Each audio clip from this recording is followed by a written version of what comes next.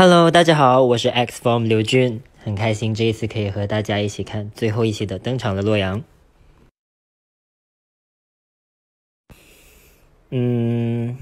我当时落地的时候就是感觉又紧张又期待的吧，就是近乡情怯的那种感觉，就是会感觉心理上还没有做好准备。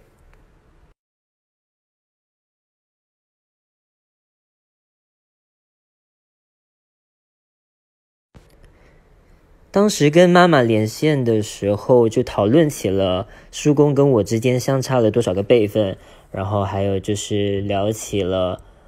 太公在离开梅州之前有没有什么特别有趣的事情。然后当时叔公他们就说，当时太小了，因为太公在离开的时候是18岁、19岁就已经离开了家乡。那我就来一句简单一点的客家话吧，细胞忙。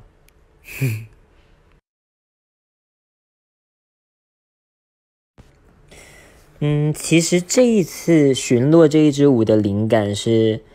客家人的我这个字是矮，就是一个单人旁有一个悬崖的崖，然后当时老师就说，当时客家人就抱着这样的一个精神跟一个信念，就是自己一个人站在悬崖上也要勇敢无畏的往前走，所以当时在小浪底上面跳那一段舞的时候就给我非常大的触动。锅贴吗？我在洛阳没吃到锅贴，但是吃到了各种各样的汤。我最喜欢喝的是胡辣汤，但是好像跟北京的胡辣汤的口味好像是不太一样的。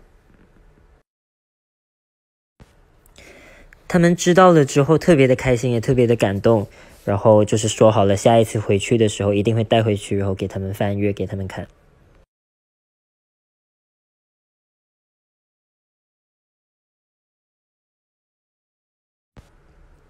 我最想念的其实是大富翁的游戏任务因为当时那个任务很有趣啊，我还记得当时我们赢的那个人可以选在一个坊，然后建一座自己的宅子，然后其实你在玩的过程之中，你每选到一个地方，然后当时森林路老师就会给我们介绍在那一个坊之间有没有发生过什么有趣的一些传闻，有趣的一些知识点，当时就学到了很多，也觉得很好玩。现在和叔公他们还有联系啊，然后我们之间也建了一个群，然后群里也加了很多的亲人在里面，然后现在叫做西和尚黄沙亲人群就非常的正经的一个群名。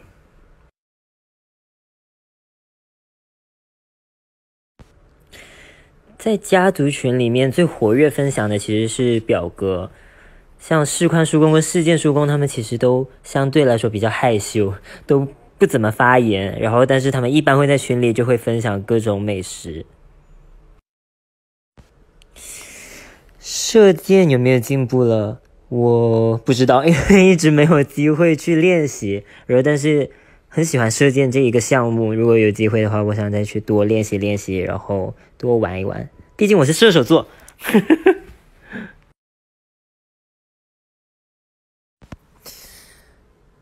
古墓探险的感想，其实刚开始知道有这个任务的时候，其实还是有点担心，有点害怕的。然后，但是当下进去了之后，就是还是充满了各种敬畏之心的吧。因为其实它里面充斥的都是各种艺术，所以其实就跟看展一样。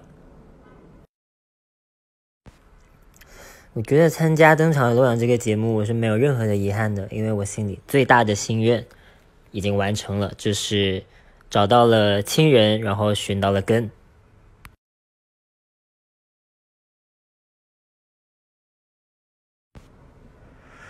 目前初步的约定呢，就是之后带妈妈和舅舅他们一起回梅州，然后一起吃饭，一起探望他们，一起回家。月公公燒豺狼，騎白馬過蓮塘。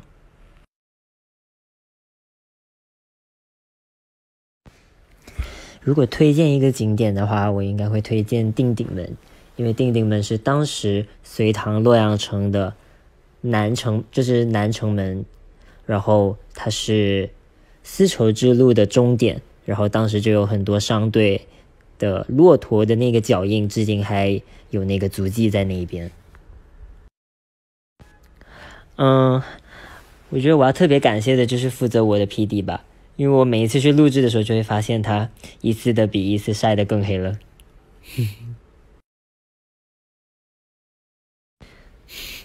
是的，所有的工作人员都辛苦了。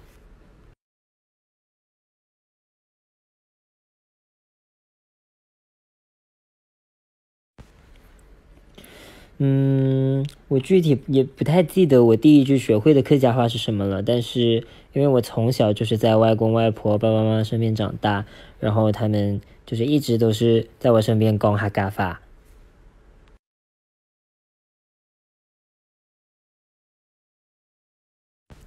有啊，家人他们一直都有看节目，也有一直都有关注，然后他们安利的时候就是给朋友们看我的各种视频片段吧，在节目里面的。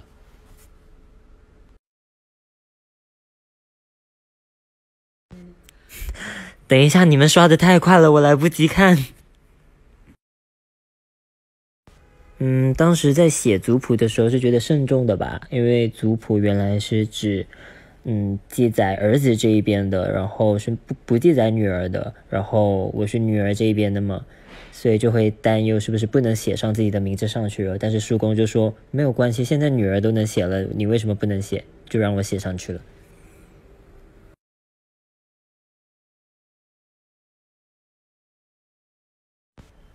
算盘子来了，算盘子来了！我对这个最有印象，因为小时候就是在外婆身边的时候，外婆最爱吃的就是算盘子，然后但是当时一直没有机会吃，我是这一次去了梅州才真正的、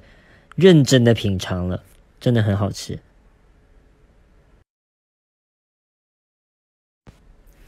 我还没吃过客家擂茶，但是我妈妈特别喜欢吃。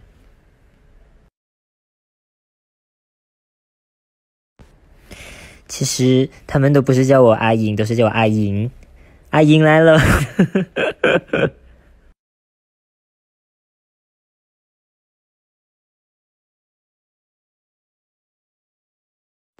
我原来对家乡和家人的理解的意思呢，就是自己出生长大的地方，还有在这个小小四方屋里的家人。但是现在呢，就是觉得有家人的地方，哪里就是家。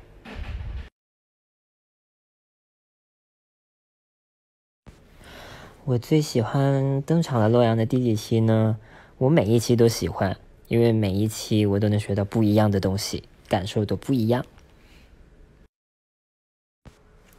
好啦，我要继续看节目啦。